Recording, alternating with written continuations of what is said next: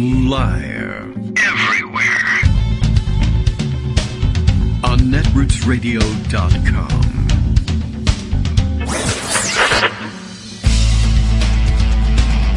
David Waldman. Kagro. In the morning. Now, here's David Waldman. Hey, good morning, everybody. How you doing? It is Friday, August 20th, 2021. Okay, good. Got that straight. Yes, Friday show. Usually tough to do the end of the week, and tougher than usual this week, but we'll get through it. As a matter of fact, I have always the assistance. Actually, very often on Fridays, we don't always get the assistance, because Bill's got his own schedule upside down and backwards on Fridays. But this morning, he's got something for us here. The Kagro in the Morning radio show is live now. Hey, it's been a week since Trump was reinstalled as president. That's right. I forgot. The week began with Reinstatement Day. Or was that last week in the middle? Okay, well, at any rate, it's been a week since President Trump was reinstalled. And Kagro X, me, David Waldman, fills us in on his spectacular Term 2 agenda. What he does with the other 1 hour and 59 minutes is up to him. And that's not about the 1 hour and 59 minutes. That's not the second term for Trump. Though that would be funny by itself. It's in fact our show. We have 2 hours, as it happens to fill. And no Greg Dworkin and no Joan McCarter to do it with. But at least we have the support of Bill's morning tweet. That helps. And of course, a huge reservoir of stories in Pocket and elsewhere, including my own Twitter feed, which I realize very often I spend the day, checking in every once in a while on Twitter, responding to stories there, but only about 50% of those stories end up getting parked in Pocket for sharing the next day, and then I realize, there was something I saw yesterday that was really interesting, and then I end up having to scroll through my Twitter feed. I should have that open, and of course, your own comments and the KITM hashtag, which contributes greatly to the show. And, well, what can I tell you? It's been a roller coaster this week. All right, what do I have parked in Pocket this morning? I guess we'll get to the quick business of catching up on who has COVID. We used to do that, I guess, a little more frequently. Then there was this lull. Now we're in the Delta variant spike. And, by the way, I did see on Twitter earlier this morning an interesting comment wondering from Richard Earls. Is that right? Richard had tweeted me wondering, is this why they call it the Delta variant? Of course, we know the reason, but the funnier reason, more interesting reason why they call it the Delta variant. He was responding, in fact, to my nightly statistics and the map that I hand out, which illustrates where the top 10 states in the United States are, which had exhibited the most new cases by population in the previous day. And as I mentioned the other day, it's a pretty solid lock for the last 2 months or so on the deep south. The old solid south. And so this map, probably even less so than is usually the case. But still, it's pretty obvious every day, and that's the reason I would hand out the map, is it showed how the virus kind of would spring up and concentrate itself regionally. It moved around the country. It was very rarely randomly distributed. But at any rate, right now, lit up outside of the South, we have Oregon and Alaska lit up in red. But other than that, it's all pretty much southeast. Arkansas, Louisiana, Mississippi, Kentucky, Tennessee, North Carolina, Georgia, and Florida today, or yesterday anyway, are lit up in red. And very frequently, it's solid like that. Sometimes it includes Texas and or Oklahoma, occasionally including, for a while, of course, Missouri. South Carolina lights up every once in a while. North Carolina lights up every once in a while. But it kind of stops there. By the way, curious anomaly, Alabama has stood out as, I guess the opposite of lit up in red on my map is gray when you don't highlight anything. But Alabama has stood out as an island, like almost literally smack in the middle of this blob of red for days and days and days, and it almost never lights up. It's not always far from the top, but it's usually really just not in danger of showing up there. You know, it may be 5 or 6 spaces down, but it's not like it's always 11th or anything like that. And it's really strange that they've been able to do that. And it's not like they're doing great necessarily in Alabama, because they also, I never did get into the habit of distributing a map lit up the same way with the most deaths per capita for the previous day, because that was a little more randomly assigned, and that has a little bit more to do with reporting dates than it does with where the virus is being passed around currently at the time. Whereas, test results are at least a little bit closer to what's happening currently. People could, have died from a virus that they picked up a month ago. B, the month or the death could be reported a month late even. So it wasn't really a great indicator. I did try doing some maps, but that seemed a little more randomly distributed, and it wasn't as clearly demonstrating anything to show it visually. So I didn't. At any rate, Alabama has stood out on the daily new cases, but has been has frequently been listed in the top 10 of the most new deaths per day. And as a total throughout the pandemic, Alabama is doing rather poorly. But these people, if they're dying of COVID, it's curious that they don't show up in the daily most cases thing. So I don't know. They've been adding cases in moderation, but they have, I guess, extraordinarily poor outcomes in Alabama. As a matter of fact, I guess we could just sort of check on that over at Worldometers and take a look at what Alabama's numbers are. While I'm doing that, I can remark on the numbers as they stand, as they stood last night and now early this morning. The United States, with 38.2 million total reported cases now, still far and away the most of anywhere in the world. Even India, with its population of something like, what is it? They've got 1 billion more people, more than 1 billion more people than the United States. I mean, I don't know if we really need to do any math on that. We're 333 million. They're 1.395 billion. And despite that, I mean, if you trust their reporting, and there's reason to question whether or not they're really being forthcoming about their numbers, they stand at 32.3 million cases. Again, we're at 38.2. 643,000 deaths, which, by the way, puts us at the entire population of, I think we're on to Las Vegas, Nevada now. Nevada, as they say, which I think is the 26th most populous city in the United States. Before that, just the day before, we had passed the entire population of Detroit. Imagine snapping your fingers, and in just over a year, the whole population is gone. That's the scale that we're working on, and it's frightening and scary. Meanwhile, I guess I'll also note for the record that, pardon me, as we pass the 38 million mark, boy, I really got the the frog going today. As we passed that 38 million mark, there was a distinct slowdown in the numbers from the other day. You know what? I need to complete the thought that started me out on all of this before I go on to this. Since I was looking at the map and I was telling you that yesterday's map lit up Arkansas, Louisiana, Mississippi, Tennessee, Kentucky, etc. Is that why they call it the Delta variant? In other words, that the disease is concentrating itself of late in the Mississippi Delta. Get it? Yeah, that's not why they call it the Delta variant.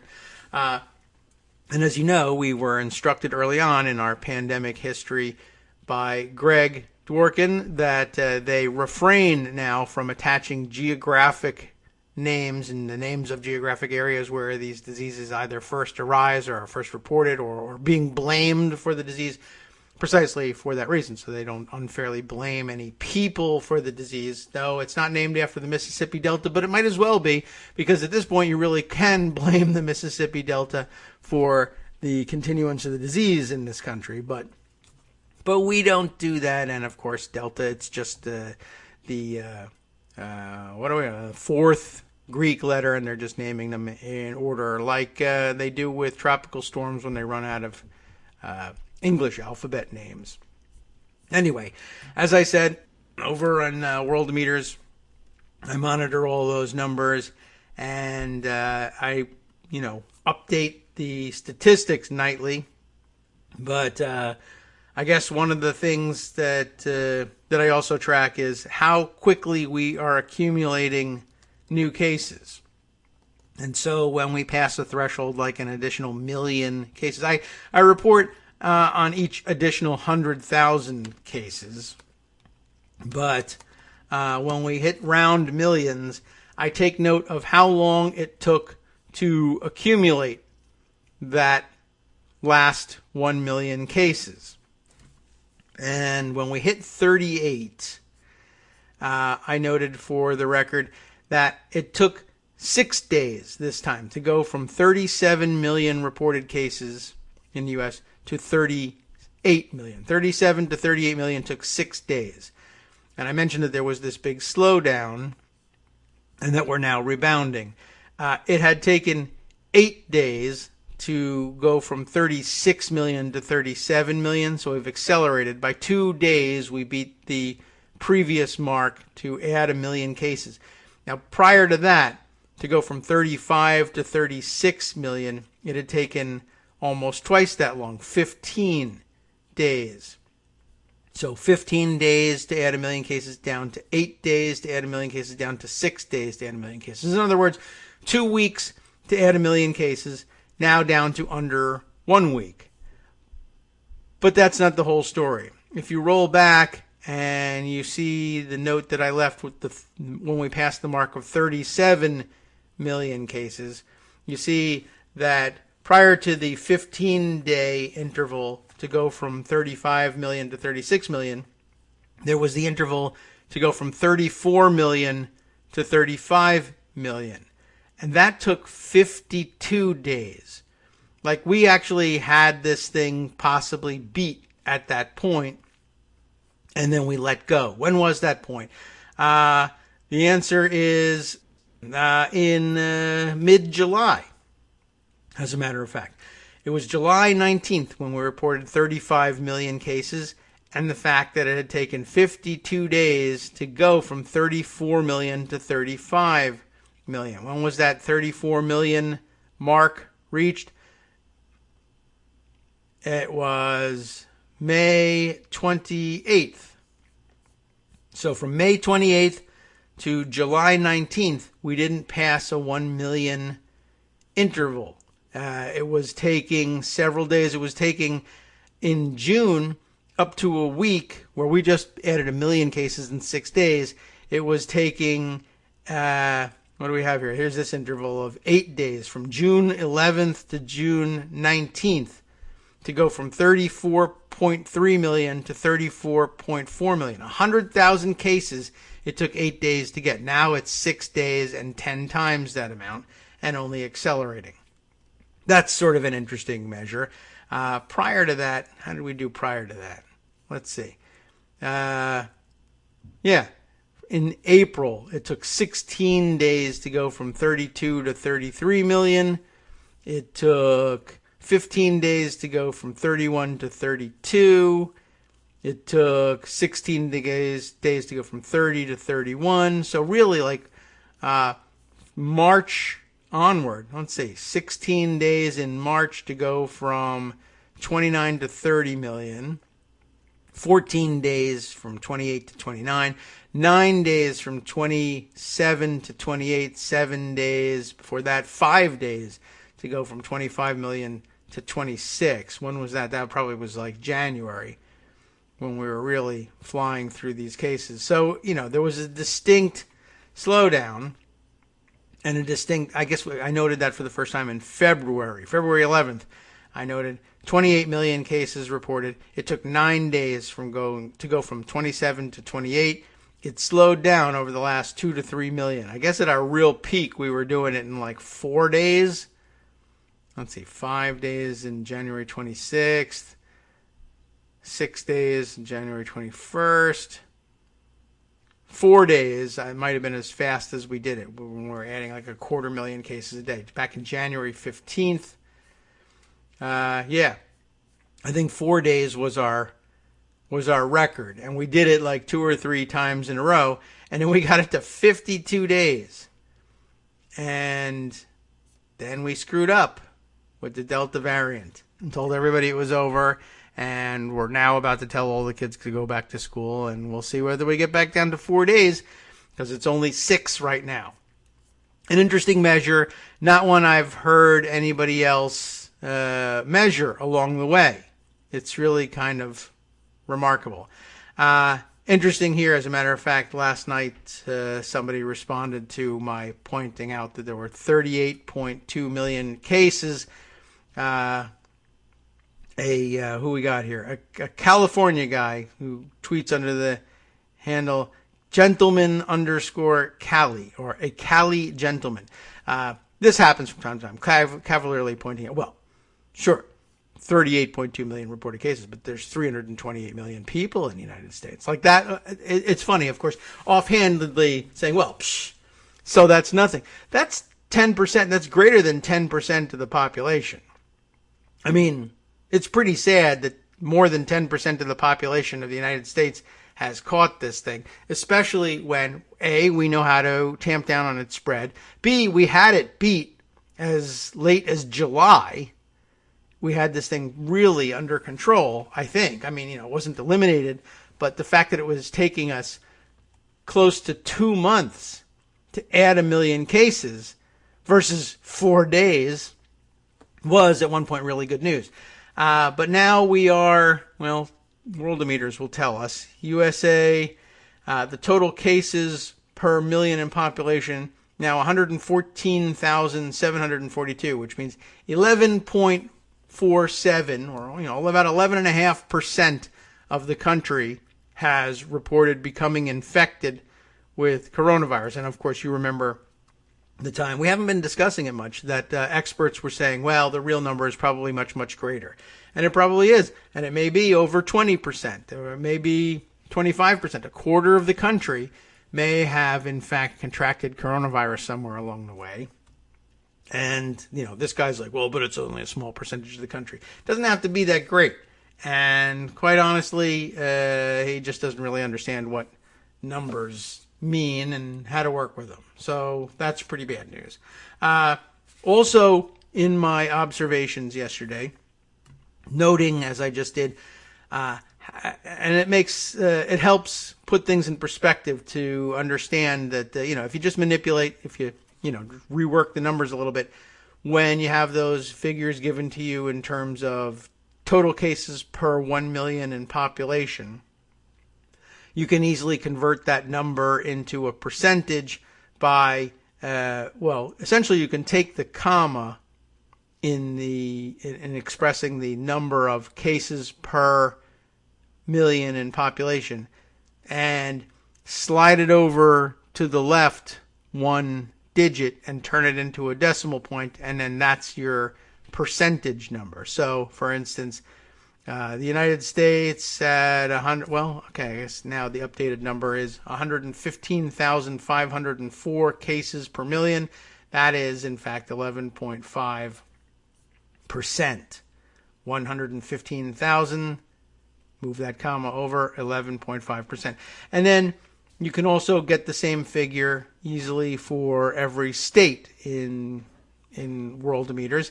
And the numbers are pretty outrageous. By the way, North Dakota recently replaced as the number 1 most infected state, I guess, by this rate of total cases reported anyway, per million population.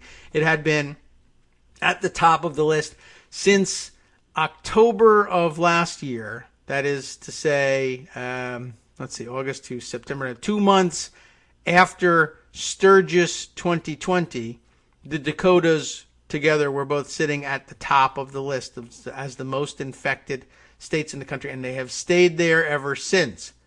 They are still the number 2 and 3 most infected states in the country. Rhode Island somehow has passed them, and did so slowly, but in the last, week or two, they snuck past them. They are now the first state to reach 15% of the total population reported and affirmed through testing as having been infected with the coronavirus. North Dakota, a close second, 149,829 total cases per million, or 14.98%. At 14.47% is South Dakota. Also above 14% are now Arkansas, Tennessee, and Florida. Oh, and Utah as well. Utah just crowning that mark the other day.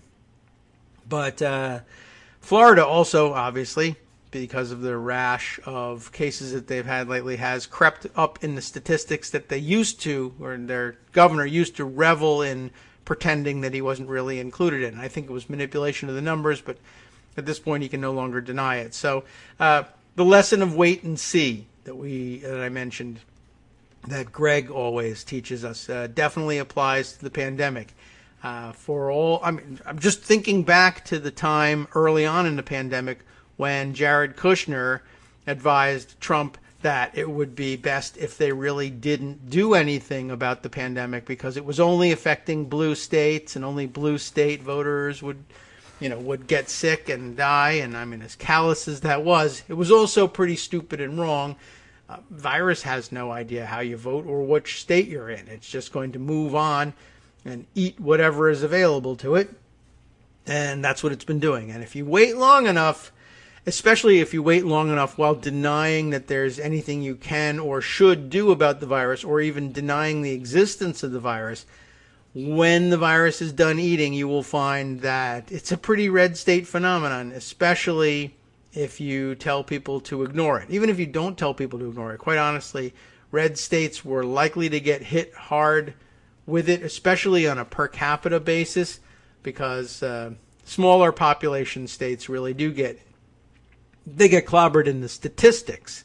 Certainly, it's just that much easier to see your statistics rocketing when there aren't that many people to infect in your state, and when you do infect, so in places like Wyoming, one person gets sick and the rate goes up by 5% because there aren't that many people there.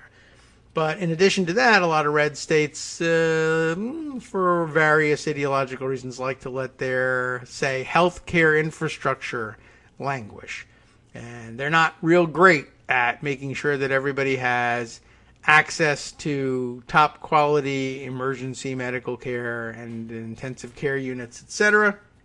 And they don't like planning ahead for emergencies like this, because they like small government and yada yada, and then you end up with a list like this: Rhode Island, North Dakota, South Dakota, Arkansas, Tennessee, Florida, Utah, 7 states above 14% infection reported. Now 13%, just thought I'd run through this with you in order to make the larger point: Louisiana, Iowa, Mississippi, Arizona, Alabama, there they are, number 12 on the list, even though they're never on the daily new cases list.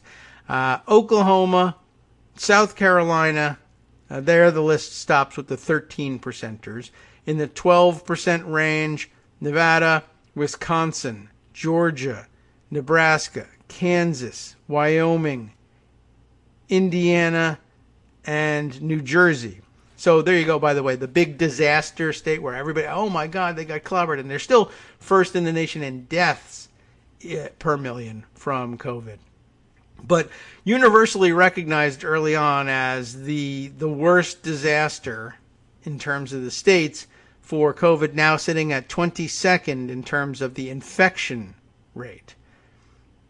Below that, we're talking about 11+% infection in Missouri, Idaho, Delaware, Kentucky, Texas, New York, Illinois, Montana, Minnesota, There's it for the 11s, 10% plus. North Carolina, Alaska. Yeah, Alaska. Massachusetts, New Mexico, California, Michigan, Colorado, Connecticut, another of the early disasters, right? And Ohio. And if you were wondering about those numbers, where as of last night, when Ohio crossed that threshold into the 10% infection rates, we are now standing at 40 of the 50 states. 80% of the states, right? 40 out of 50. Only 10 states left that don't yet have 10% of their population infected.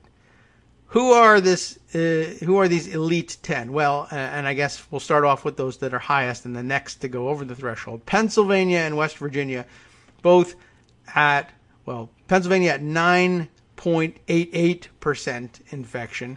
West Virginia at 9.85% infection. And then there's a little drop-off. 8.5% is next up. And guess who that is? Why, that's Virginia. Followed closely by our neighbors in Maryland at 7.99%. Just about to go over 8% infection. Then New Hampshire, the District of Columbia, Washington State at 6.9%, Oregon, Maine, Vermont, Hawaii, and so on and so on and so forth. And so what are we seeing here? Well, for one thing, congratulations to what they call around here the DMV, the District, Maryland, and Virginia, although you might as well, sometimes people even refer to the DMV out there on the East Coast, the Delmarva Peninsula. There's a place where Delaware, Maryland, and Virginia share a landmass. But anyway, this is the District, Maryland, and Virginia, doing very well. Highly educated population and highly receptive to the vaccine. Hi everybody, it's me, David. Let's change things up from the old fundraising pitch for just a minute and talk instead about how you can be a part of our show. If you've got a smartphone or any other electronic recording device, why not sit down and record a segment for us? Read us an important article and give us your take. Or read one of your own original essays, or even just give us your commentary on something you'd like to share that's important to you. Then send the file to me at kagrox@gmail.com and I'll try and work it into the show. Short segments, a few minutes in length, are easiest to fit in. And of course, I can't always guarantee that I'll be able to play everything, but if you've ever shouted at your radio or TV about something you wish was being covered, here's your chance to change that.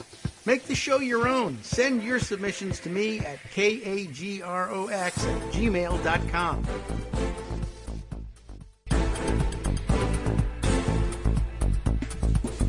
All right, welcome back now to the Kagro in the Morning Show here on Roots Radio. So yeah, doing pretty well some of these states. I guess best in show for rates of reported infection per million, Hawaii. No serious surprise there. Smaller state, but isolated. And out in the middle of the ocean, not easy to get to, not something you can just walk into carrying your coronavirus. Plenty of people go by plane, but for the most part, it's a little more difficult to board a plane when, for instance, you're obviously infected. Even I think on a domestic flight, I don't know. I haven't been on a domestic flight in a while. Vermont, about as close as you can get to an isolated state that's actually attached to the mainland. It's not easy to walk in. And early on, they were doing some real, actual border control type activity, I understand. Keeping people, testing people at entry to the state. I don't even know how they manage that, but I guess it's a small place and not a lot of travel there during critical moments. Maine, good job there. Bill sitting at number, well, I guess it would be 50, 49, 48. If we use the artificial construct that excludes the District of Columbia from being counted among our states and giving us 51, for instance. But, so 10 states plus the District of Columbia are the only ones left with rates lower than 10% of the total population having been infected. Deaths, of course, are a different story. Vaccines administered, etc., tests administered, also a different story. As I mentioned, Pennsylvania and West Virginia have not got long left underneath that threshold, but it might take a little while for Virginia to break through, and then Maryland afterwards. Good job to those states. And let's see, among the 10 remaining, Pennsylvania, I guess, now counts as a blue state for this year. West Virginia does not. Virginia, yes. Maryland, yes. New Hampshire, yes. District of Columbia, yes. But it's not a state. Washington and Oregon, yes, both, right? Maine, yeah. Vermont, yeah. Hawaii, yeah. Look at that. Isn't that amazing? Pretty solid in the blueness of the remaining low infection rate states, the exception being West Virginia, and they're about to jump off the cliff along with Pennsylvania anyway. So there you have it. 80% of the states winnowed out. I don't know what the odds are if you narrow it down to 20% of the states that they would all be blue. But what can I tell you? I mean, I think everyone would have known that was coming, given that, for instance, my nightly map of where the new cases for the day are highest. I guess no accident that I used red to highlight where that's happening on the map, and it looks an awful lot like an electoral map. There are occasional anomalies, of course, but generally speaking, and some of them are good anomalies, like Georgia coming up, I guess, blue in the latest round of voting, but coming up solid red in terms of its response to the virus because, of course, they have a Republican governor. Did see somebody tweeting yesterday, and probably if I scroll far enough in my own feed, I can find it. But somebody did mention yesterday that the number one cause of contracting coronavirus is having a Republican governor, and appears to be the case. So that's where we stand on the pandemic, I think, for right now. Of course, other pandemic news would include who actually came down with the virus of late. First up is, let's see, one update on yesterday's news on that front. I mentioned to you Sarah Walsh's husband. It was reported this way. Ashland State Representative Sarah Walsh from, where are they? From Missouri. That her husband, Steve, died after his battle with COVID-19, and that he was the press secretary for, let me find my own article about it that I had yesterday. Press secretary for the area's current Republican member of Congress. Was it Vicky Hertzler? Was that the name? And I thought that was odd, and I was a little bit confused about the fact that Sarah, his wife, who's a state representative, was running for Hertzler's seat. And I thought that could be awkward. But Hertzler apparently, if I have the name right, is running for Senate now. So she's moving on, and her press secretary thought it might be a nice idea if his wife took that seat in her place. And that's very cozy. It's a little, weird, but at least it doesn't represent any strange conflict of interest like the one spouse working allegedly for the incumbent member and the other spouse running against that incumbent member. At any rate, let's see. Other news on him is I note that Parker Malloy was tweeting about and gave us a how it started, how it's going story. We know the how it's going story, of course, but how it started includes the February of this year, February 2021 tweets from Steve Walsh about, guess what, the subject of coronavirus, with lifenews.com tweeting, breaking, the Supreme Court has ruled 6-3 that California can't ban indoor church services. Do we remember all of that? Steve Walsh, replying to that, says, while I applaud this ruling, I find it troubling and concerning, but not surprising, that the 3 liberal SCOTUS justices voted to uphold the ban imposed by a liberal politician. Clearly, liberals can almost always be counted on to stick together with little regard for our rights. Typical, conservative response. Catherine Alexander, whoever that may be, we applaud her, responds, what about the rights of those of us who are trying to stay healthy? You aren't helping us. And Steve has this to say at this point. The decision allows people to attend church services. If you choose not to attend worship services for fear you will be one of the fraction of 1% of Americans who die from COVID, you simply don't have to attend. Problem solved. Good grief, he says. And he's dead. So there you have it. Tempt fate. Go ahead. I double dog dare you to dare the Delta variant to kill you when you mouth off and dismiss this stuff and say, maybe you'll be one of the fraction of 1% of Americans. Bam! You just got it. Steve Walsh is one of the fraction of 1%. Bleh. Well, you're dead now, my friend, and that's all there is to it. Sounds like your wife will recover. Congratulations. And I'm sure she'll be happy with somebody else from now on. So anyway, that's awfully dumb. And he had a point, too. He could have made a fine point. I think it's wrong, but he could have just said, look, if you think that the risk is too much to bear, don't go. It doesn't mandate that you go to indoor church service. That's true. Of course, what Catherine Alexander the point she was making was, if you guys want to seal yourself in a church for the rest of your lives and risk coronavirus, I guess that's okay with me. But the problem is that you're risking your own neck on this, but then you're going out shopping in the same supermarket as the rest of us who say, I'm going here only to get food so that I can survive, and I'm not messing around with indoor gatherings when there shouldn't be any. And you are. And you're imposing the risk you take for yourself on the rest of us, and that's wrong. But Steve Walsh was never going to acknowledge that, and he won't be acknowledging it now. There's no time left for him to change his mind.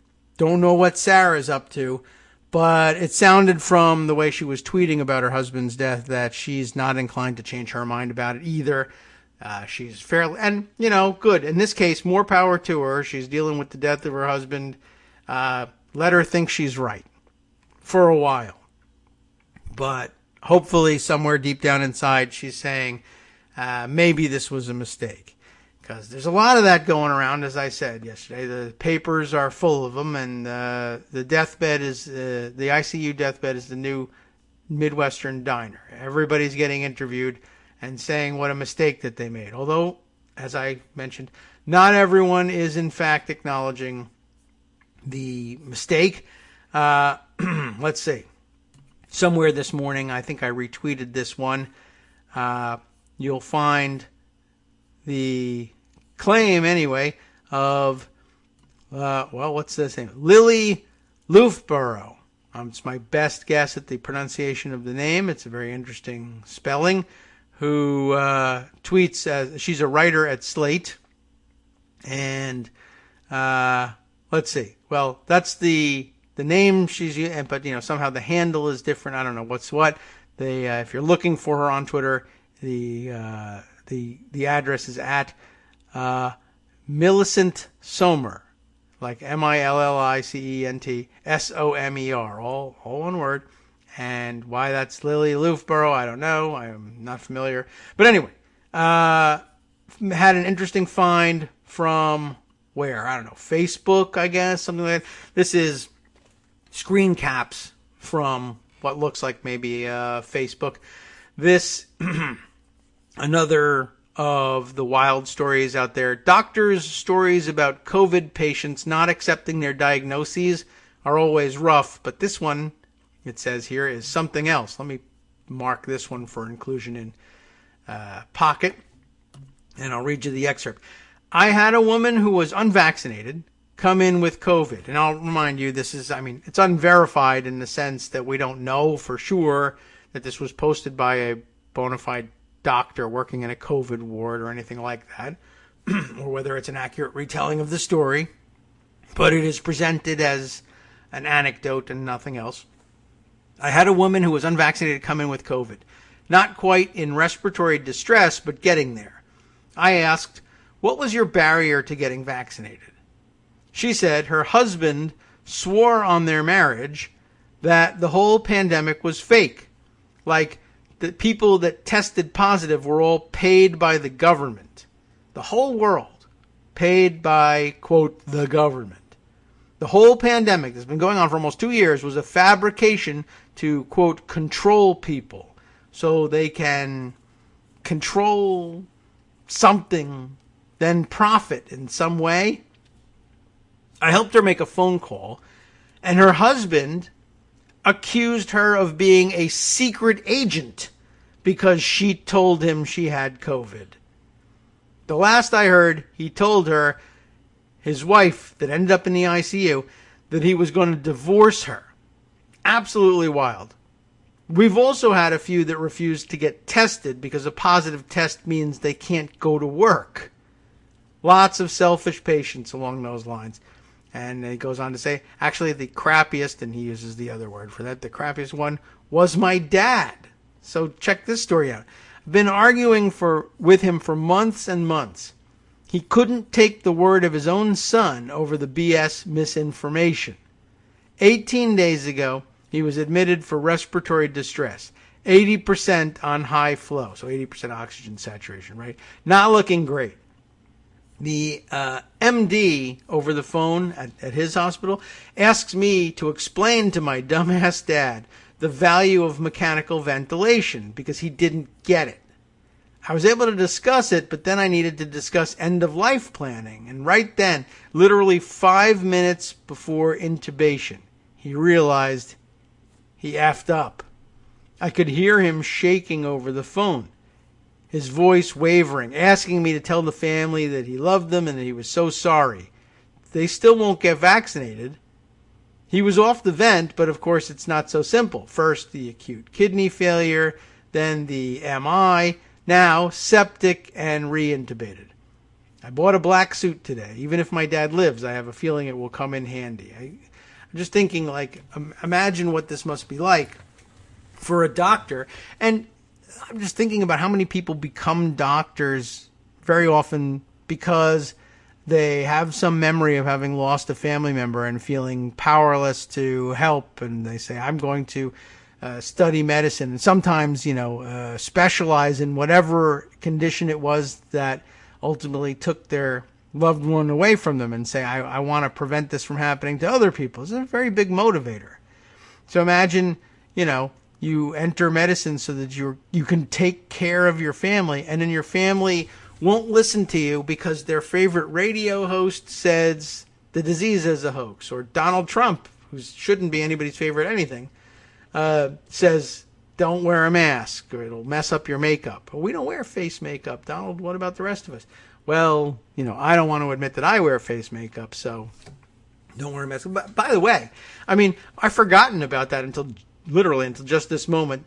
That, they've been, the anti-maskers have been giving so many dumb excuses along the way. That masks suffocate you, that rebreathing your own carbon dioxide will kill you, that it'll turn you septic, or that, all sorts of dumb things. It's a way of controlling people somehow. I got any idea what that one is. It's the same thing as putting a muzzle on a slave, all kinds of garbage that they've come up with. But that everybody's assumption among our crowd anyway, originally was that the reason that MAGA America opposed masks was because the president opposed masks, but the president opposed masks because he didn't want to mess up his face makeup. This whole thing may have stemmed from this idiot and his face makeup and the idea that he wanted to be orange for no good reason in the middle of, and by the way, in the middle of his rallying the support that buoyed him into the presidency and kept him there on the basis of being white, he insisted on being orange. I don't know. And he adopted this ridiculous-looking, unnatural skin tone and then was too, egotistical to admit that it was makeup, even though everybody knew it was makeup, and you could see it coming off all over his hands and on the collar of his golf shirts, and it was impossible to disguise, and everybody even knew what brand of makeup it was that he was using. And he still, he let 600,000 people get killed by this thing in the United States alone so that he wouldn't mess up his makeup. I don't know what to tell you. History will demand to know why we didn't hang Donald J. Trump. And I guess I have no answer for you. Anyway, so that's the news on yesterday's bizarro COVID death. A little bit more news also yesterday, and this one is up in Pocket. Let's see. Another lesser figure reported. I have the story from Daily Kos where Walter Einenkel caught us up on it. Greenville County Republican leader. Greenville County, which one? North Carolina? I think so, right? Doesn't say right away, but I'll read you the story. Greenville County Republican leader dies after month-long battle with COVID-19. It can and win, can kill you, everybody, and you should watch out for that. On Thursday morning, August 19th, 2021, Greenville County Republican Party leader Presley Stutz, that's some name, died losing his fight against COVID-19. The South Carolina official had been a staunch opponent of vaccine and mask requirements. According to the Greenville News, Stutz's death was confirmed by Anderson County Republican official Dan Harvell, who called Stutz the brother I never had. That's very sweet. You don't have him now, as a matter of fact, though, but so that's sad. Stutz and his wife Patty contracted the virus sometime in the middle of July. And this is another interesting thing, just how many people are catching it as a couple. I don't know how you avoid it once somebody else gets it. It's highly transmissible. On July 31st, after his oxygen levels dropped, both Stutzes were admitted to the hospital and quickly ended up in the ICU. In his first post on Facebook, the day after being rushed to the hospital, Stutz wrote a long post saying that I have always contended that COVID was very real, right? So he's not a denialist, but he wants you to know that it is a deadly bioweapon perpetrated upon us by the world, perpetrated upon the people of the world by enemies, foreign and perhaps domestic. So, trying to blame it on the Chinese, but also, by the way, probably also Democrats. He went on to write about Trump being the true president and that his faith in God was more powerful than the virus. And I'm sure that's the case. It just won't save you from the virus, unfortunately.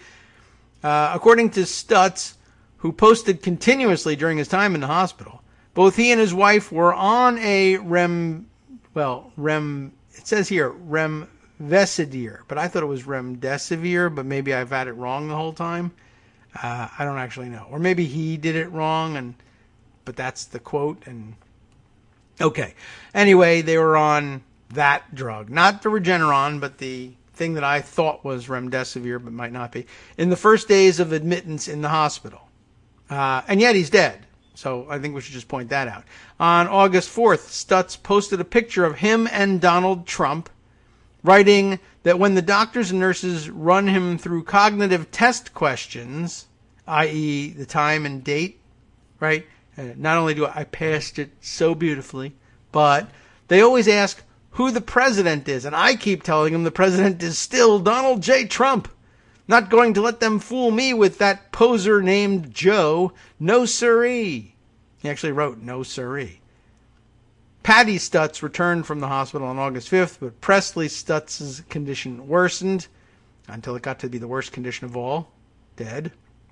Stutz was a leader of the Greenville Tea Party, who had become the executive committeeman of the Greenville County Republican Party just last month. And then God killed him. I'm just pointing that out. Before that, in June, he was seen protesting Vice President Kamala Harris's visit to South Carolina when she was trying to encourage people to get the vaccine. Stutz at the time told news outlets that he was protesting because people should be free to get the vaccines they want, free not to get it. But what's happening now is that there's a discrimination starting to take place. And that's true. The virus discriminates. We kept saying that the virus did not discriminate, but it turns out that it does.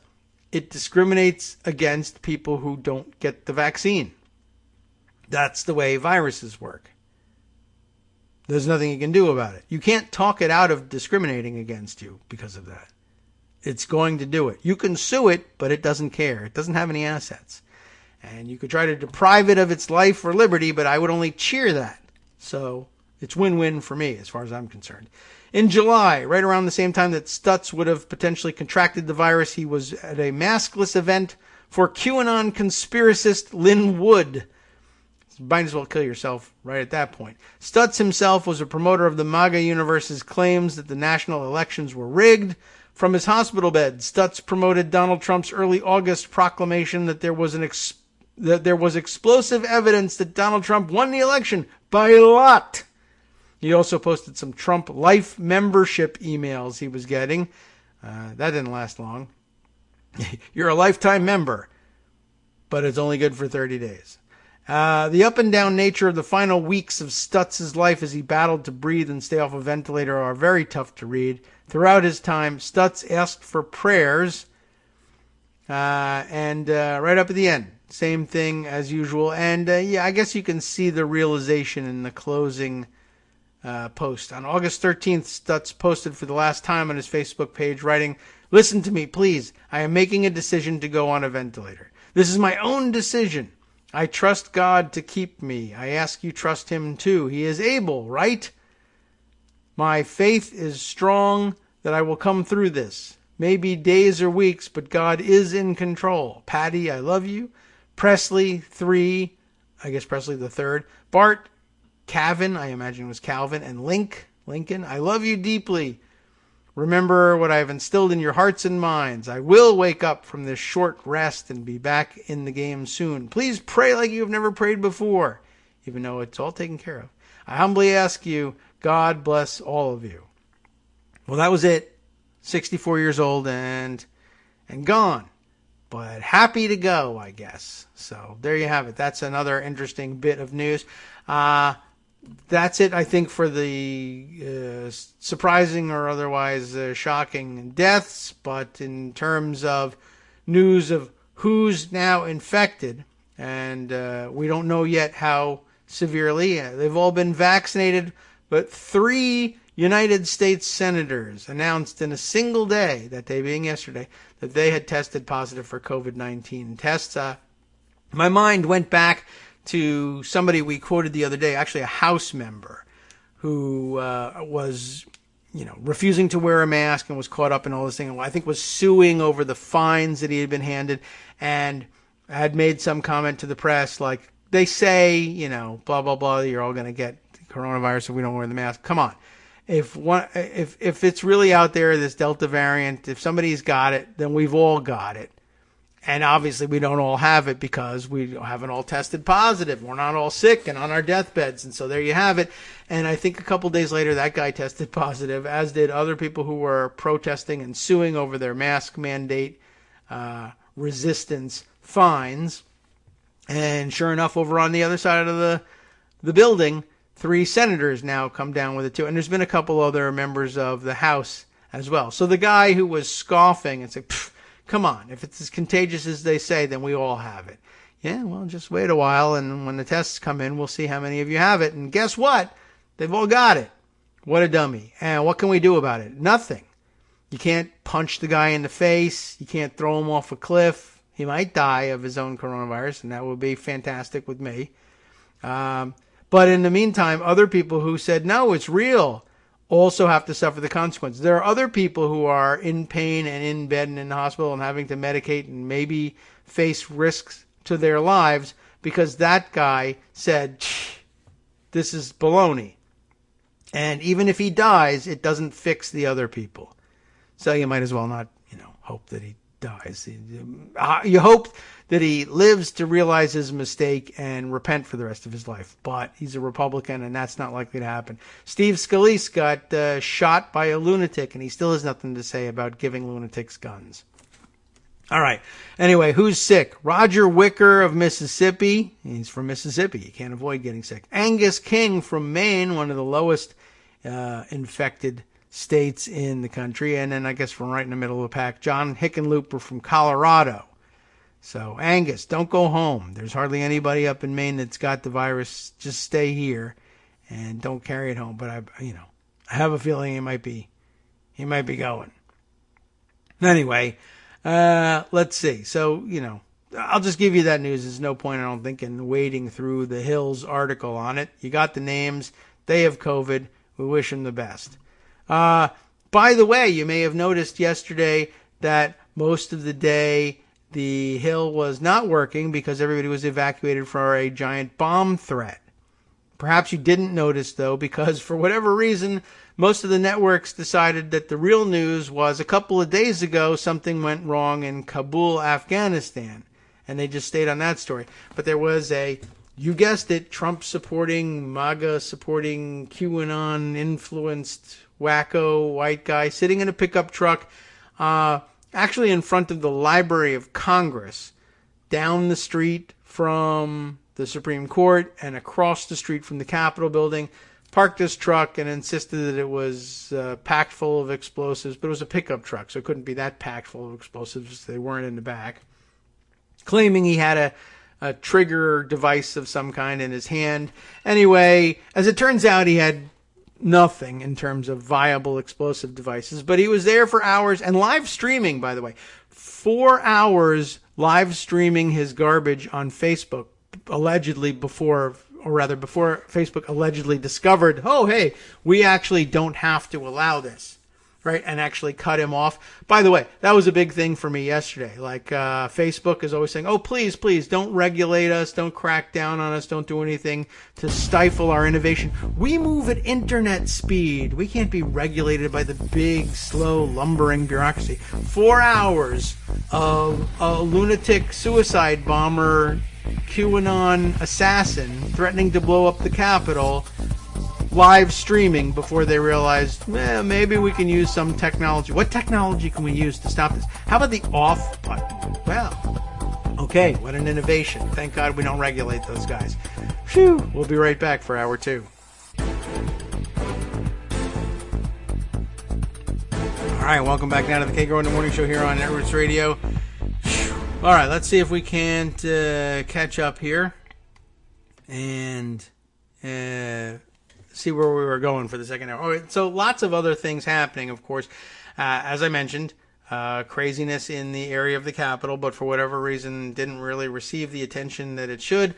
I think, by the way, the bomber shows up about a day or possibly 2 after, maybe coincidentally, the circulation of the latest Marjorie Taylor Greene video, which she apparently posted to, I don't know, one of the alternative stupid social media things, and didn't post it to Twitter, but it was highly circulated on Twitter regardless, in which I'm not really sure what the motivation was to put this on video, but it was just a little clip of her in the gym, and the video camera, I guess probably her phone, just straight up in her face. And I mean, it's a little petty to say it, but, I think maybe you could have washed your face, perhaps, before doing the video. I mean, you're working out and all that. I'm not saying that you're abnormal and that you get sweaty and look a little bit, gross because you're working out. You can be excused for that. And you spend a lot of time working out. That's fine. That's your choice. But if you're going to make a video and post it on social media, maybe stop working out for a little bit, or do it after the workout and after you've had a shower or something. But that's not Marjorie Taylor Greene's style. She has to voice her opinion whenever it occurs to her. And this time, the very important opinion was that Joe Biden isn't the president. Joe Biden is a piece of S. And she says the real word. Can you believe it? Anyway, so, I mean, I don't know. She doesn't, or at least not in the video clip, say why she thinks so. It doesn't really matter. But anyway, just circulating all of that. I imagine that there was more than one with it. And then a day later, shows up a suicide bomber, allegedly. But by the way, the alleged suicide bomber, in addition to some part of his 4-hour rant on Facebook Live, included his rant about Afghanistan. And I think that's what Marjorie Taylor Greene was reacting to, was the Afghanistan situation. And lots of right-wingers are insistent that Biden surrendered Afghanistan. He's they're actually running around as a very popular thing among the egghead section of the MAGA crowd, that they're once again, turning around what, was legitimately used against them and saying, we're going to 25th Amendment Joe Biden. He's incompetent. Look at what happened at Kabul airport. Therefore, 25th Amendment. I don't think it really rises to that, but, your mileage may vary.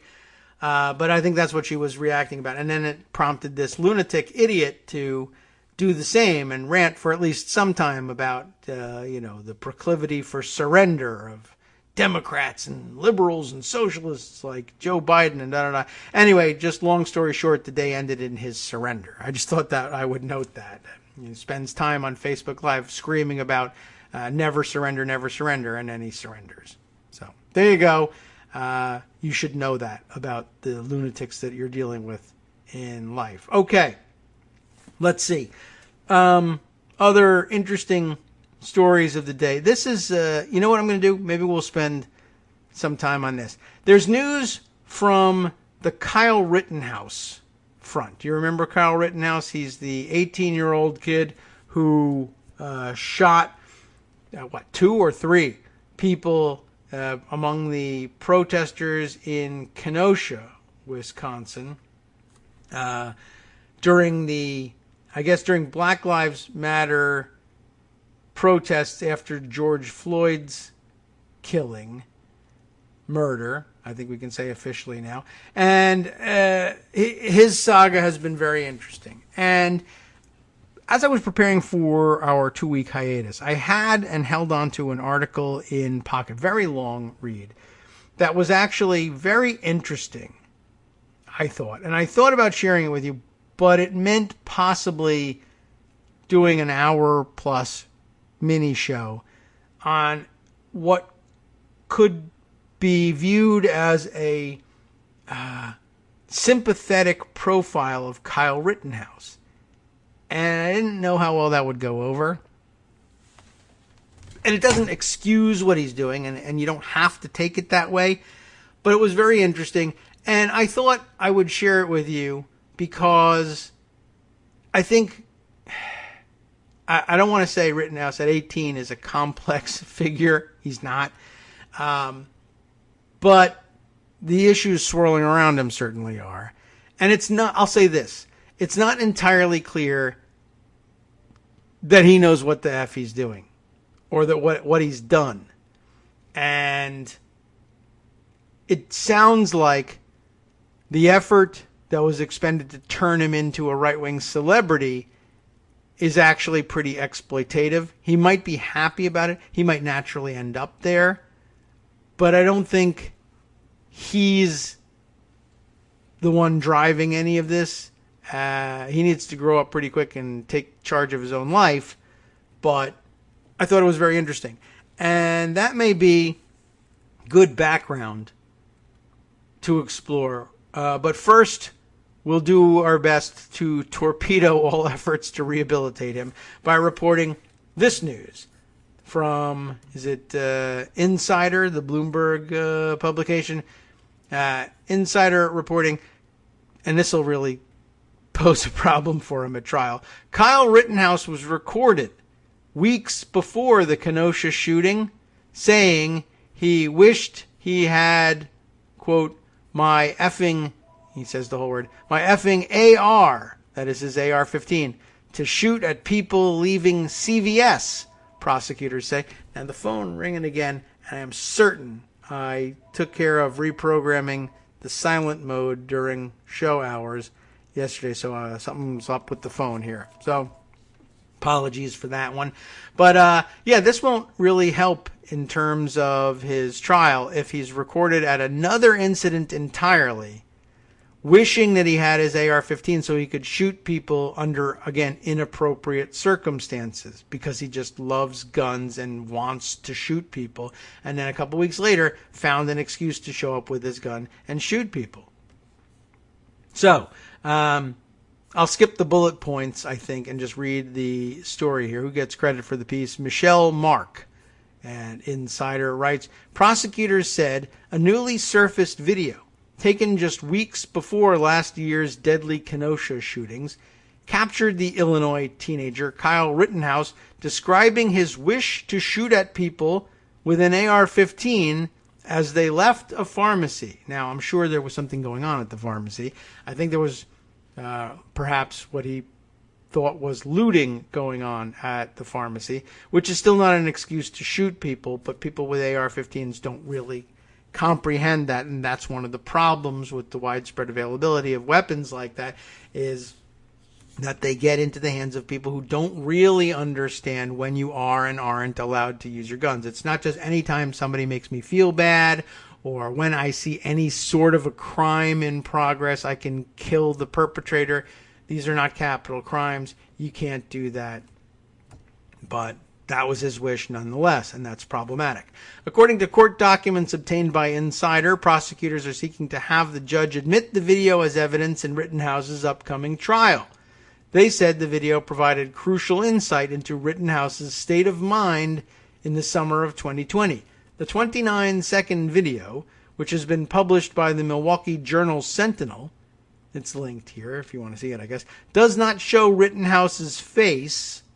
The video was apparently filmed across the street from a CVS pharmacy where several hooded people could be seen rushing out and clutching items. So they can't even say, like legally speaking, what those people were doing. They're alleging that they were doing something wrong, I guess, but they can't even allege what it was. A voice that sounds like Rittenhouse's, and I guess you can dispute it, can be heard saying, "Bro." So there you have it. I think you've successfully proven that it's an 18-year-old guy. "Bro, I wish I had my effing AR. I'd start shooting rounds at them." Which is also a weird way of phrasing things. Like, ordinarily you would, suspect that you might hear him say, "I'd shoot every effing one of them," or something.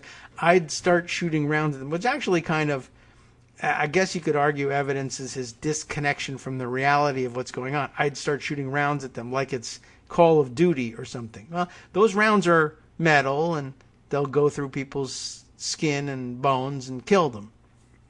So you might as well acknowledge it. But not, even then, he's speaking euphemistically about things, murder things, to be specific. It's unclear who filmed the video, where it was filmed, or how prosecutors obtained it. They'll need to establish all of that in order to admit it. Rittenhouse's attorney did not immediately respond to Insider's request for comment. Rittenhouse, 18, is charged in connection with the killing of the 36-year-old Joseph Rosenbaum and the 26-year-old Anthony Huber, and the severe injuries to the 26-year-old Gage Grosskreutz. The accusation against Rittenhouse accusations. Boy, nobody edited this piece, eh? The accusations against Rittenhouse stem from heated racial justice protests in Kenosha on August 25th, coming up on a year ago. His trial begins November 1st. Prosecutors allege Rittenhouse was hunting humans, that's in quotes, that evening and shot the men as an act of vigilantism. Rittenhouse has said that all three men were chasing him and that he opened fire in self-defense. In their motion on Wednesday, prosecutors wrote that the new video, taken just 15 days before the Kenosha shootings, showed Rittenhouse saw something, jumped to a conclusion based on exactly zero facts, and then threatened to kill someone based on his baseless assumption and wrongful interpretation. Prosecutors added that Rittenhouse didn't know the people outside the CVS or what they were doing. He was merely watching from a vehicle parked across the street and was not interacting with anyone involved. The video proves that the defendant was ready and willing to use deadly force in a situation where it was completely unjustified, the motion said. And I think they have a point there. The video also demonstrates that the defendant fervently sought to insert himself as an armed vigilante into situations that had nothing to do with him, prosecutors added. And now we're back to the original narrative of he's not even from Kenosha. He drove from wherever he lives nearby in Illinois with a gun in hand for the purpose of inserting himself into a situation where it might become likely that he would be able to claim a legitimate need to use such a weapon, and then he'd be able to fire some rounds at some people. That's kind of what everybody thinks about him. Now, I mentioned to you that there was an article about Rittenhouse, and I'm going to have to scroll a long way in order to find this thing. And maybe, I don't know whether I don't know. We'll see how into it we get. But at the very least, I'll be able to refer you to this article and give you a chance to read it over the weekend on your own. I'm not even sure if it's illustrated with a photo of Rittenhouse or not, and how easy it's going to be able to come up with this thing. But it really was rather fascinating and basically made the case that a lot of the worst that we know about him was heaped upon him by outside actors. Now, he and his family, not really adept at detecting this and avoiding it appropriately. So maybe it falls to them, but it was very interesting. It's in the New Yorker. Kyle Rittenhouse, American Vigilante. And I feel like maybe I could give you a flavor for it, but it's sort of behind a paywall, although it says read the story for free. To continue reading without a subscription, and unfortunately I do not have one, please sign in or create a New Yorker account. Do I dare create a New Yorker account? It would be best, perhaps, if I did. And, we'll see how long it takes to actually do that. Otherwise, I can read the pocket version of it. But sometimes that comes across inaccurately. And let's see. All right. What the hell? I'm all set. And, oh, look, they sent an email to me. And all I have to do is click on something and verify, blah, blah, blah. And then I guess I'll be able to read it. And I want to do that because sometimes the pocket version is somewhat less than accurate, let's say. All right, well, they're making it kind of difficult for me because it's happening on two different computers here. But okay, if you give me a second, I'll do what the New Yorker wants, even if it's not subscribing. So that if I read their article, I at least do something that they were asking for here. Kyle Rittenhouse, American Vigilante. After he killed 2 people in Kenosha, opportunists, it's argued here, turned his case into a polarizing spectacle. This article by Paige Williams, again in the New Yorker, of June 28th, 2021. And, I'll tell you what.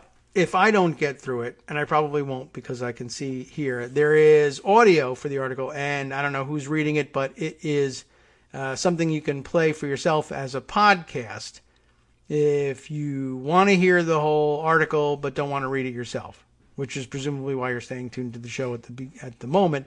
But their file, and I don't know what else is in there, and I don't know how fast they read, is 1 hour and 27 minutes and 39 seconds long, which is quite a ways, but also likely means that I won't get through the whole thing.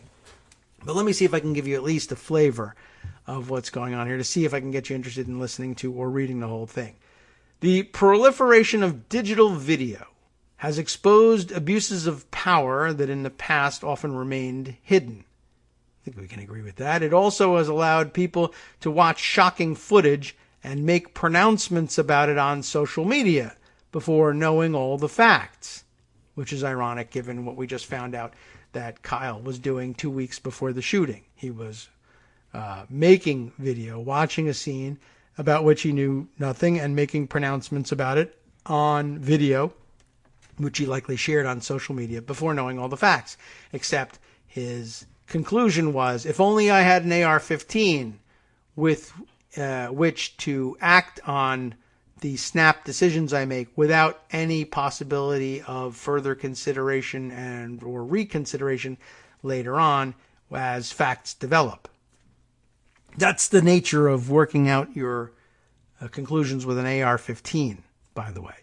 Last summer, Americans were still reeling from the excruciating sight of a Minneapolis police officer slowly killing George Floyd when another violent encounter unfolded with seemingly similar clarity. On the afternoon of Sunday, August 23rd, 3 police officers tried to arrest a man outside a fourplex in Kenosha, Wisconsin. A neighbor started recording on his phone when he saw the officers, who were white, scuffling with the man, who was black. The confrontation began behind a parked SUV, so initially the neighbor couldn't see everything. The man broke free and went around the vehicle and opened the driver's door. One officer grabbed him by his tank top and shot him 7 times from behind. And I guess that is how the protests arose in Kenosha, connected, of course, to George Floyd and the rest of the Black Lives Matter movement, but specifically motivated, I guess, by a different police shooting. Good reminder. Kenosha did not equip officers with body cameras, and so the neighbor's footage was the primary visual documentation of the shooting. The victim, Jacob Blake, survived, but the incident was instantly seen as another grim example of an urgent problem. According to a recent Harvard study, black people are more than 3 times as likely as white people to be killed during a police encounter. The comedian Kevin Hart tweeted, "What's the justification for 7 shots?" After Floyd's death, Kenosha was among the scores of American cities where citizens marched in protest. Hundreds of people now assembled for Blake, a lanky 29-year-old who had been staying at the fourplex with his fiancée, LaQuisha Booker. They had several sons, and the shooting had occurred on the 8th birthday of his oldest, Israel, spelled with a Z, by the way, Izreal, in addition. Blake had decorated the apartment for a party and was cooking hot dogs when he and Booker started quarreling. Blake left in the SUV, Booker's rental car. "Me and my sisters just saw him skirt off in it," Booker told a 911 dispatcher. Blake returned, but when the police arrived, he was leaving again, this time with the children. His sons witnessed the shooting from the back seat. The protesters gathered outside the Kenosha County Courthouse, a limestone building facing Civic Center Park, an area surrounded by businesses and residences. Many people marched peacefully and held signs. But that night and the next, rioters hurled bricks and fireworks at law enforcement officers. Looters smashed shop windows, and a Department of Corrections building was burned down. When an older man with a fire extinguisher confronted rioters, someone struck him with a hard object, splitting his nose and breaking his jaw. President Donald Trump had been highlighting the destructive aspects of such protests in order to malign the Black Lives Matter movement. At a Papa John's, a man stood behind a shattered window and yelled, "Are they trying to get Trump reelected?" A demonstrator replied, "These people don't represent our movement." But at another moment, when a man told protesters, "What y'all don't effing understand is that people have their lives in these businesses," one woman screamed back, "So what?" Right-wing news outlets packaged the fiercest images as evidence of ruinous policies in Democratic-run cities and criticized the mainstream media's refusal to acknowledge the violence. Joan Donovan, the chief of research at Harvard's Shorenstein Center, identified One America News Network, Glenn Beck on Blaze TV, and Fox News, particularly the hosts Tucker Carlson and Sean Hannity, as promulgators of, quote, riot porn. Writing in MIT Technology Review, Donovan said that such footage, designed to overwhelm the sense-making capacity of viewers, and I guess they've done it because they can't make sense of anything now, inspired militias and vigilantes to, quote, live out fantasies of taking justice into their own hands. You can also live out that fantasy, by the way, as a member of the South Dakota National Guard or any of the other state National Guards dispatched to the border of Texas, where, by all reports, by which I mean no reports, they've done absolutely nothing. Anyway, after Kenosha, which is great, honestly, great outcome. After Kenosha's march for George Floyd on May 31st, Kevin Mathewson, a former city alderman who had sometimes brought a handgun to city council meetings, because he's so fun, decided that the police needed civilian reinforcements. He started the Kenosha Guard, which was less a militia than an impulse with a Facebook page. But on August 25th, as the city braced for a third night of protests in the wake of Blake's shooting, Mathewson, who was a private investigator, posted a call for, quote, armed citizens to protect our lives and property. He invited, quote, patriots to meet him at the courthouse at 6 p.m. to defend Kenosha from, quote, evil thugs. Mathewson's post caught the attention of Kristen Harris, a streamer whose work included conspiracy content of the Pizzagate variety. All summer, he had been live streaming protests, calling himself a citizen journalist. Harris wrote a blurb about the Kenosha Guard, which got picked up by InfoWars. On Facebook, thousands of people indicated interest in joining Mathewson at the courthouse. Of course, they were nowhere nearby. Mathewson posted an open letter to Kenosha's police chief, calling himself the commander of the Kenosha Guard, and warning, do not, in caps, do not have your officers tell us to go home under threat of arrest. Oh, okay. I just won't. Okay, cool. Mathewson's armed citizens post elicited such comments as, kill looters and rioters. Facebook allowed the page to stand even after receiving well over 400 complaints. Thanks again, Facebook. A crowd was building when Mathewson, in a Chuck Norris t-shirt, showed up at the courthouse with a semi-automatic rifle. He soon went home, but throughout the evening, others used his Facebook page, or similar ones, to spread rumors. Thanks, Facebook. One commenter predicted that if armed, untrained civilians got scared, someone's getting shot. That night in Kenosha, as at many racial justice protests, the crowd was a confusing melange. BLM activists, anti-fascists in black bloc, right-wing extremists in camouflage. Across factions, people carried guns, some more visibly than others. It was often challenging to tell friend from foe. South of the courthouse, a group of libertarians flanked the gas pumps of the Ultimate Convenience Center. And it is the ultimate, so you can see why they would want to defend it. Dressed in camo, which I guess means painted to look like gas pumps? I don't know. Dressed in camo, which won't help you. They were heavily armed, if not necessarily experienced. One member mocked another for holding his rifle wrong. Harris, the citizen journalist, had just shown up to live stream. He praised militias as cool, but not everyone shared his enthusiasm. A muscular man from Chicago told Harris, these dudes are LARPers. LARP, of course, referring to live-action role-playing games. The guns, though, were real. Private militias and paramilitary organizations are illegal in every state. But throughout 2020, militia types inflamed about BLM protests and pandemic lockdowns and anything else they could get their hands on had been increasingly showing up armed on urban streets. Last June, a group called the New Mexico Civil Guard appeared at a protest in Albuquerque and, quote, defended a statue of a conquistador. Okay. According to the district attorney, the group's members had trained in combat tactics and presented themselves at the protest as indistinguishable from authorized military forces. Or I guess police forces. Like, there's no authority for military forces to be there, but okay. An armed man joined the militia in trying to drive protesters away and then shot and injured one of them. Mike German, a former FBI special agent who once worked undercover to expose neo-Nazis and is now a fellow at NYU's Brennan Center for Justice, told me that domestic extremists have learned that they can receive more above-ground support by calling themselves patriots and peacekeepers. Yes, German emphasized, you can't just nominate yourself as a security provider. He compared this approach to tactics in pre-war Germany, of all places. No surprise, right?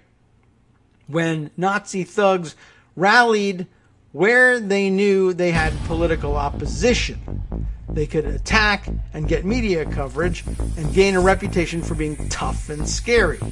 Militias often outfit themselves with variants of the AR-15, the high-velocity rifle that has become both a popular sporting gun and a favored weapon of mass shooters.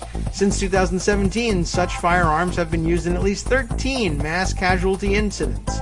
Only a handful of states prohibit citizens from openly carrying AR-style weapons. And guess what? That wasn't one of them. Hi, it's me, David Waldman, your host for Kagro in the Morning. I have good news to report. Many more listeners like you are making critical contributions that keep our show on the air. Makes good sense, of course, and patreon.com, Patreon.com, makes it simple. Now you can make easy, secure, recurring monthly contributions to support our show. Patreon.com/KagroX gets you straight to our donation page. Maybe you'd like to thank us for helping keep you sane during the Trump era. Maybe you're looking forward to in-depth explanations of what's going on in the Biden administration. Whatever it is that keeps you listening, we need your help to keep bringing it to you. And hey, if you happen to prefer using PayPal or even the Square Cash app, we're up and running with those options too. Thanks again, everyone, for all of your support. We literally could not do this without you.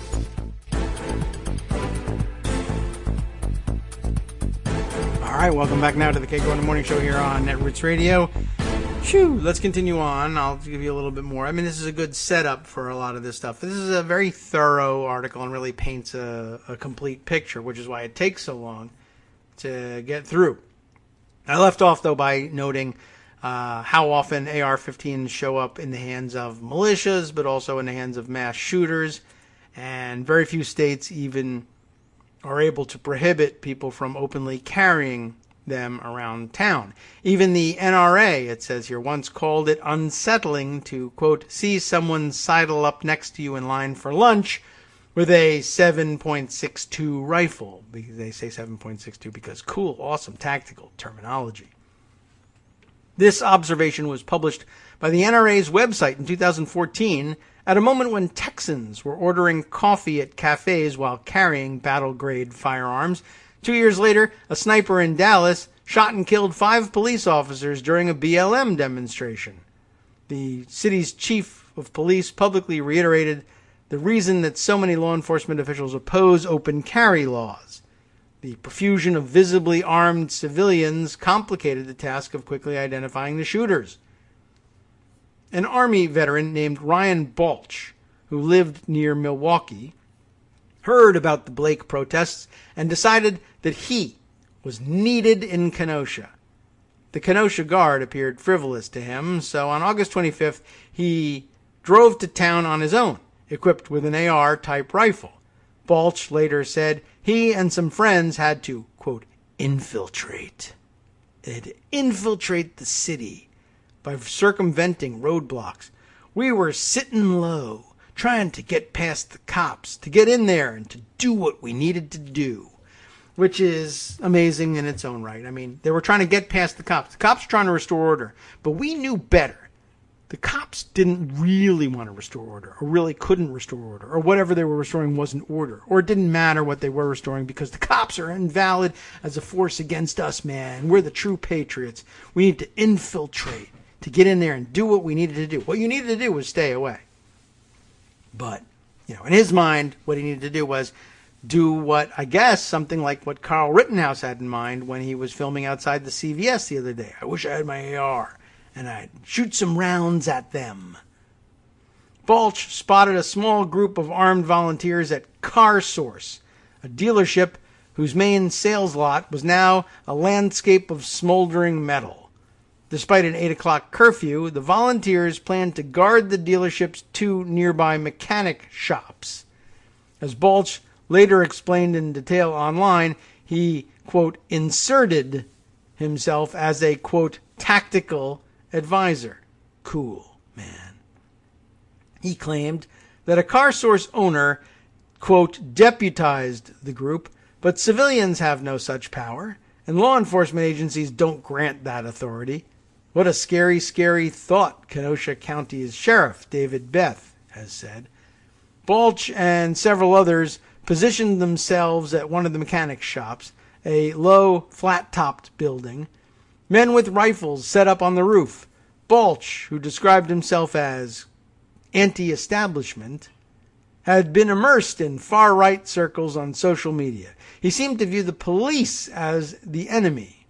Interesting. And said that the cops wouldn't have been able to defend themselves against some of the weapons on the roof.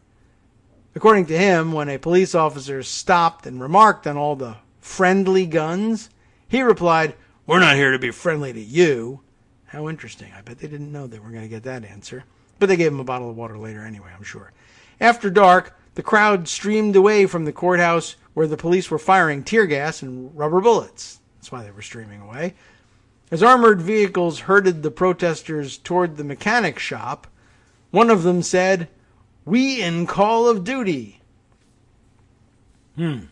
Harris and other live streamers had been chatting on camera with Balch and a member of his cohort, a talkative teenager in a backward baseball cap, with a semi-automatic rifle slung across his chest. A videographer said, "So you guys are full-on ready to defend the property?" The teenager, whose name was Kyle Rittenhouse, replied, "Yes, we are," adding officiously, "Now, if I can ask, can you guys step back?" Rittenhouse's chubby cheeks and high arched eyebrows gave his face a bemused, childish quality. A first aid kit dangled at his hip. He explained that he planned to provide first aid to anyone needing it, especially if he shot them, I guess, and said that his gun was for self-protection.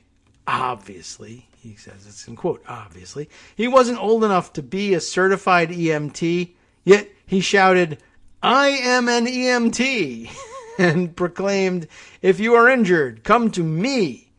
Adopting the language of first responders, he told the streamer, "If there's somebody hurt, I'm running into harm's way." But he really needed to have an AR for self-defense because he wanted to insert himself in harm's way. I don't know. It doesn't really work out. Rittenhouse's intentions may well have been lost on demonstrators. In addition to the rifle, he wore an army green t-shirt and the Sport Patriot style of Ariat boots. I don't know what that's all about, but part camouflage, part American flag, because camouflage. For all anyone knew, he or others at the car source were among the Facebook users who had made such threats as, "I have my suppressor on my AR. These fools won't even know what hit them." Great to have those people patrolling. And here it's sort of alleged or insinuated that, well, Kyle wasn't really necessarily one of them. Somebody else probably made that threat. But now, of course, given the prior story, we know that that's something Kyle liked to do too. Man, I wish I had my AR. According to a theory of social psychology called the weapons effect, the mere sight of a gun inspires aggression. In 1967, the psychologists Leonard Berkowitz and Anthony LePage wrote, in essence, the gun helps pull the trigger. Their methodology had flaws, but later studies verified their premise. In one UK study, people were more inclined to assault a police officer who was visibly armed with a taser. Brad Bushman, an Ohio State researcher who served on President Barack Obama's Committee on Gun Violence, told me, "We've found that it really doesn't matter if a good guy or a bad guy is carrying the gun. It creates the bias to interpret things in a hostile way. Citizens who openly carry firearms think that they are making the situation safer, but they are making it much more dangerous." In front of the Ultimate Convenience Center, protesters set a dumpster on fire. After a member of the group at the gas station put it out, a demonstrator hurled a flagpole like a javelin. A man in a Black Lives Matter mask racked his pistol. Another man said, "I say we jack them and take their guns." Protesters pushed the dumpster, on fire, down the street and approached the mechanic shop, where the figures on the roof presented a menacing image. Heavily armed white guys at a Black Justice demonstration, positioned like snipers. One protester decried the pussies on the roof, and I can say that because presidents say that. And the dumpster was soon burning again. One of the shop's armed, quote, guards ran to extinguish the fire, screaming at the protesters, "You guys want to F around and find out?" Yeah, so daring them to do so. Give me an excuse to use my gun because that's what I'm really here for. Demonstrators were complaining that someone on the roof had pointed a green laser at them. A laser sight, of course, can be attached to a gun to improve aim. Protesters lobbed stuff at the men on the roof. Rittenhouse stepped before Harris's camera and claimed that demonstrators were mixing ammonia, gasoline, and bleach together, and it's causing an ammonia bomb. Is that a thing? I don't know. Were they doing it? I don't know. That's what he said. One guard said that he wanted to, quote, pump some rounds, but someone talked him out of it. Hooray. Video captured what was happening with surprising thoroughness, multiple angles, decent clarity. Among the crowd was an agitated bald guy in his mid-30s with a ginger goatee and an earring. He was wearing a maroon t-shirt and had brought a plastic shopping bag containing socks, underwear, and deodorant. The man, who suffered from bipolar disorder, had recently been charged with domestic violence and then had attempted suicide. Hours before the protest, he had been discharged from a psychiatric hospital.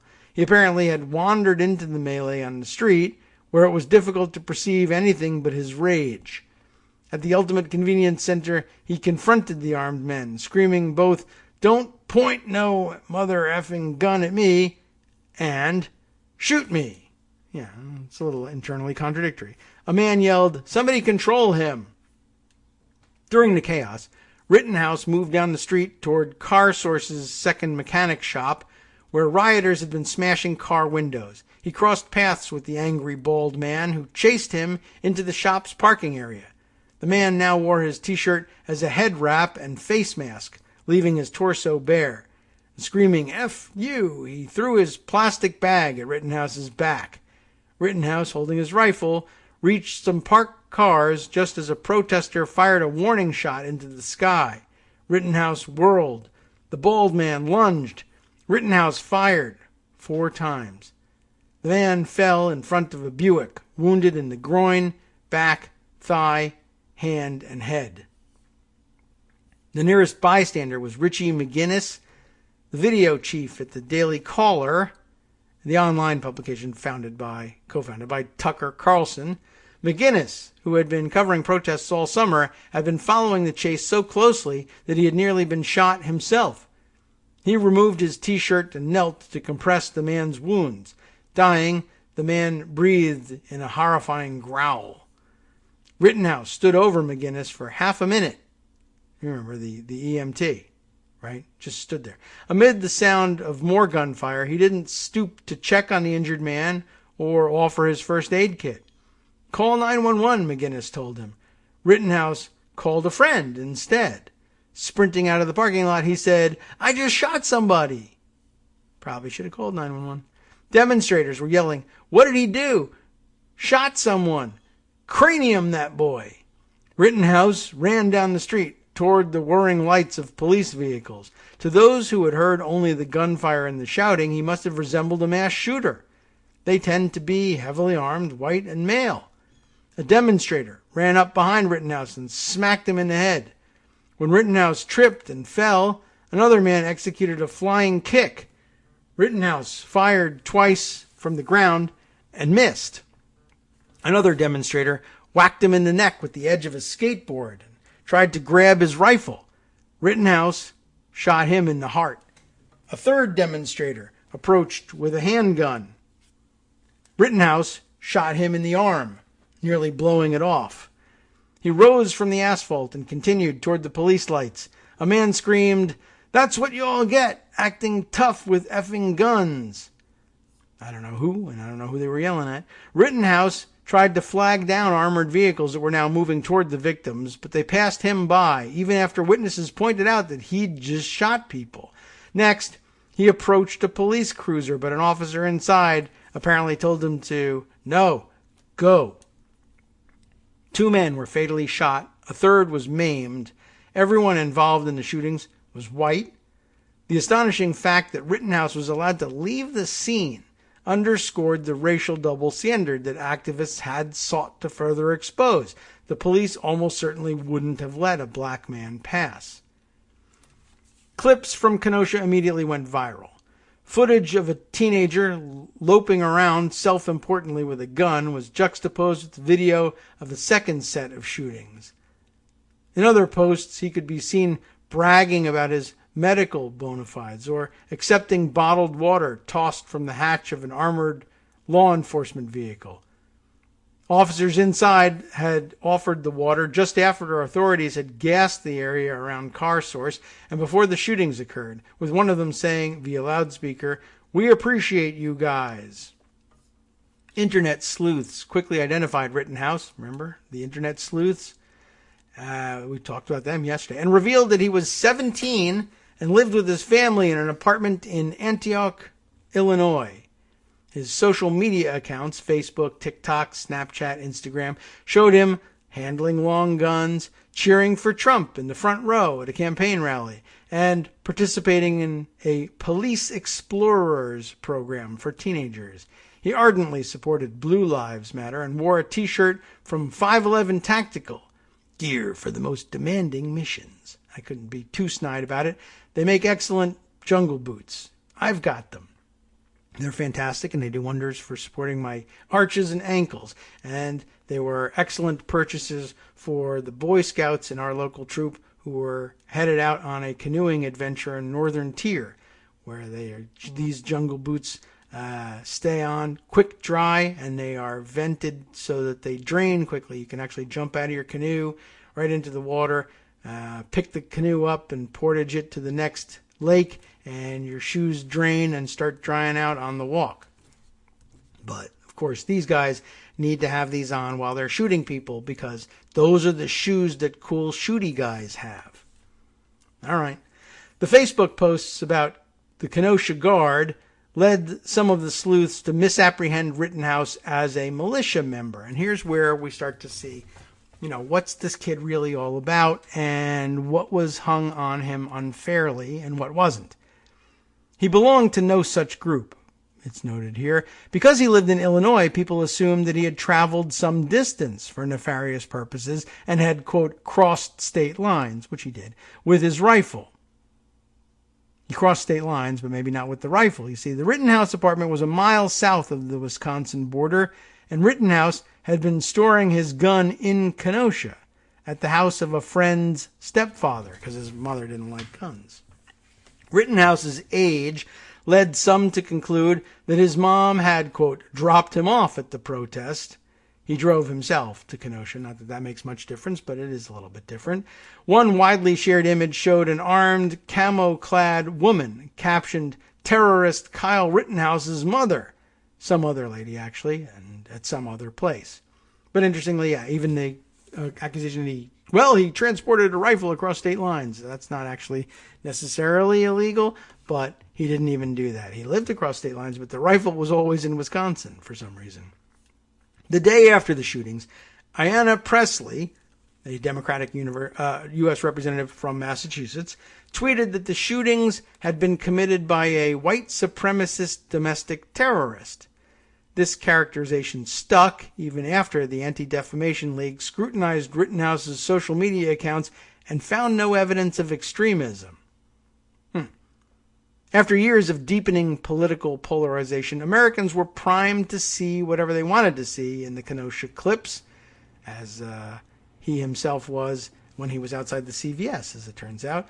It was beyond question that Rittenhouse had inserted himself into a volatile situation with a gun that he was too young to legally own. The footage also made clear that he'd killed and wounded people, but many liberals went further, characterizing Rittenhouse as someone who'd gone to the protest intending to harm others. Except now it looks a lot more like that with the CVS footage than it used to. This view was buttressed when another kind of video surfaced. Weeks before the shootings, what's this about? Rittenhouse had been hanging out with other teenagers on the Kenosha waterfront when an argument erupted involving the younger of his two sisters, Mackenzie. Reese Granville, a rapper who happened to be cruising past with a friend, filmed the altercation with his phone. In the video, Granville and his friend could be heard debating what would happen if the police arrived. "It's all white people, boy. We black. We going to jail." That's part of the quote from the video. When a girl started to fight with Mackenzie, Rittenhouse punched her repeatedly from behind. Bystanders broke it up by turning on Rittenhouse. "Don't put your hands on a female." Which, I guess it's better than him actually doing that, but it carries its own weirdness and connotations along with it. Still problematic, but better than fighting. Conservatives largely ignored the waterfront video. The protest footage had convinced them that Rittenhouse was a patriot who, after months of destructive unrest in U.S. cities, had finally put Antifa in check by bravely exercising his Second Amendment rights. Carlson, Tucker, on Fox News declared, "How shocked are we that 17-year-olds with rifles decided they had to maintain order when no one else would."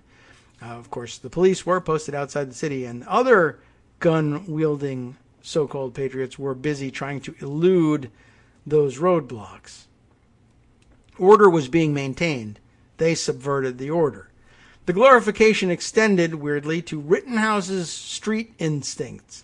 Gun users praised his, quote, trigger discipline, noting that he'd fired only when attacked. A sportsman in Washington State blogged that Rittenhouse had accomplished the feat of hitting several moving targets, closing in from multiple angles, throwing things at you, kicking you in the head, and hitting you in the head. Of course, there was the few that he missed as well. Another fan concocted a macabre Kyle drill at a shooting range. On YouTube, a survivalist praised Rittenhouse's mindset during urban warfare. The worshipful tone intensified when Rittenhouse's admirers learned more about Joseph Rosenbaum, the first man he'd killed. Rosenbaum wasn't an anti-fascist, but he'd spent more than a decade in prison for child molestation. As a boy, Rosenbaum himself was sexually abused. And they note parenthetically, and by the way, that takes me back to yesterday's coverage of the Capitol complex bomber, or alleged bomber, because he didn't actually have a bomb. All the news media coverage actually spent considerable amount of time noting that his mother had recently died, and he was dealing with some personal issues and stuff like that. Really kind of interesting. Anyway, apparently that doesn't apply to Rosenbaum. After the shooting, someone tried to set up a GoFundMe account related to Rosenbaum, and the user commented, "You were a predator and a piece of S. Rest in piss." Boy, oh boy, everybody gets to be brave online. Shops began selling T-shirts that depicted Rittenhouse with his gun and bore slogans like "F around and find out." Online, memes spread. "Oh, I shot a pedophile? My bad." And people declared that Antifa types and other troublemakers deserved to get Rittenhoused. The sudden notoriety made a line in one of Rittenhouse's TikTok bios stand out, which was, bruh, I'm just trying to be famous. He had written the motto as a joke for an audience of 25. There was more to Jacob Blake's case than the viral video had revealed. In 2012, police charged him with battery and with endangering the life of a child after he allegedly tried to choke LaQuisha Booker, and she fell while holding a baby, a son from a previous relationship. Alcohol abuse appears to be the defendant's primary problem, a court document noted, explaining that if Blake doesn't drink, he tends not to get into trouble. In May of 2020, Booker returned from a party and went to bed. According to police, she awoke to find Blake standing over her, reached between her legs, sniffed his finger, and said, "Smells like you've been with other men." He's a nice guy, too. Then he left, taking her car. Booker called 911. The responding officers found Booker visibly shaken and humiliated. She said that Blake assaulted her about twice a year and that he had her keys. A felony arrest warrant was issued charging Blake with domestic abuse and sexual assault. This warrant was active on the day of Israel's birthday party, and the officers responding to Booker's 911 call learned of it en route.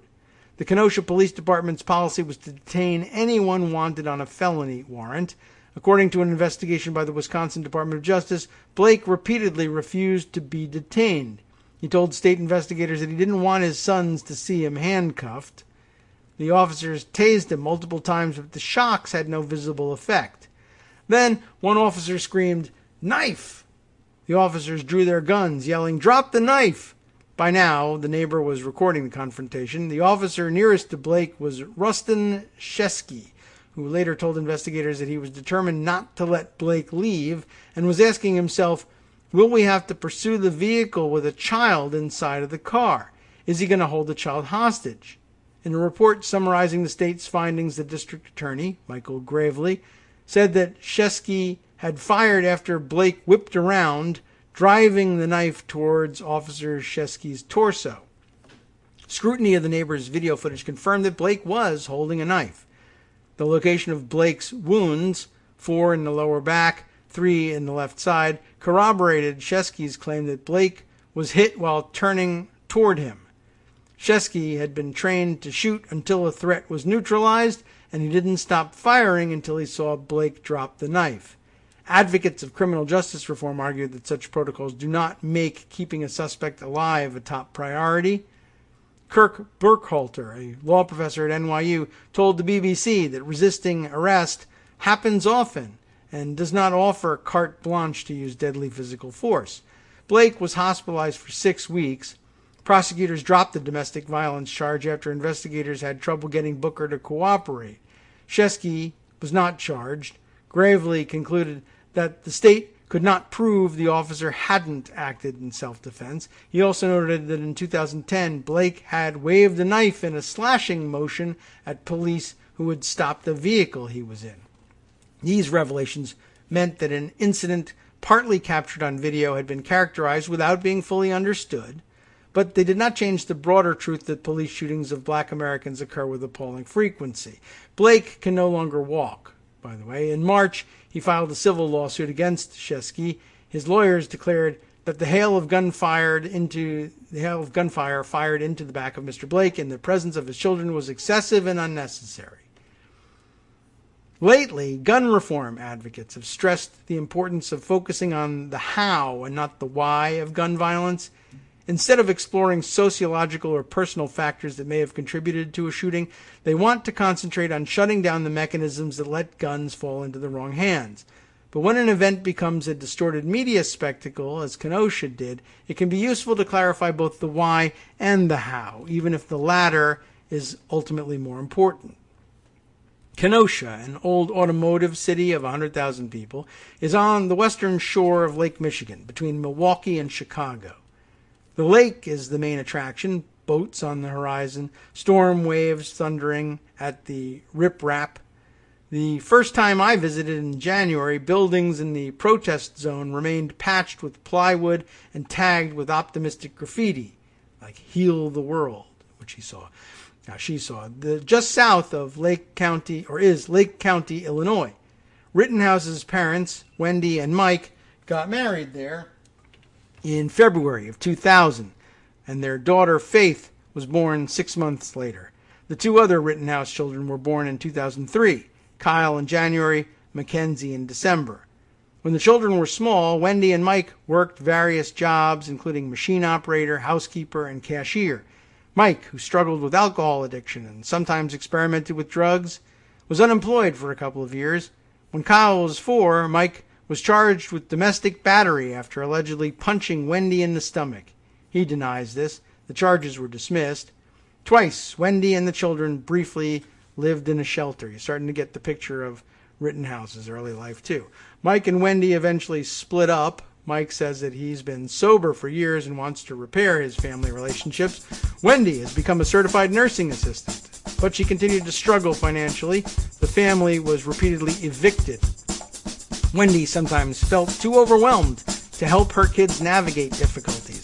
In 2017, when Kyle was 14, she tried to resolve a conflict between him and 2 classmates, twins named Anthony and Jonathan, by seeking restraining orders. In a handwritten petition to the court, Wendy, who has dyslexia, wrote, "Anthony calls Kyle misspelled here because of dyslexia. Kyle dumb and stupid and say they're going to hurt Kyle. Anthony follows Kyle around to take a picture of Kyle and then post it on social media.